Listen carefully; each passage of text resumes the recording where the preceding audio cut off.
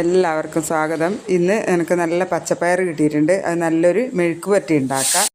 ഇത് മെഴുക്ക് പുരട്ടി ഉണ്ടാക്കാൻ ആവശ്യമായിട്ട് ഇത് ഈ അളവിൽ മുറിച്ചെടുത്തിട്ടുണ്ട്. പിന്നെ ഒരു ചെറിയ സവോള എടുത്തിട്ടുണ്ട്. 2 പച്ചമുളകും കൂടി കീറിയിട്ടിട്ടുണ്ട്. നമുക്കിതിന് ഉണ്ടാക്കാൻ തുടങ്ങാം. അപ്പോൾ നമുക്ക് 1 ടീസ്പൂൺ കടുക് പൊട്ടുമ്പോൾ നമുക്ക് വേണ്ടത് കുറച്ച് തേങ്ങാക്കൊത്തും കൂടി ചേർത്ത് ഇതിലേക്ക് കുറച്ച് കരിവേപ്പിലയും 2 വറ്റൽമുളകും കൂടി ചേർത്തു. ഏകദേശം മുരിഞ്ഞ് വരുമ്പോൾ നമ്മൾ എടുത്ത് വെച്ച പയർ ഇതിനകത്തോട്ട് ചേർത്ത് ഇതിലേക്ക് കുറച്ച് മഞ്ഞൾപ്പൊടി ഒരു നുള്ളിട്ടാൽ മതി. ചെറിയ ആവശ്യത്തിനുള്ള ഉപ്പും കൂടി ചേർത്തു. അങ്ങനെ അത് നന്നായിരുന്നു.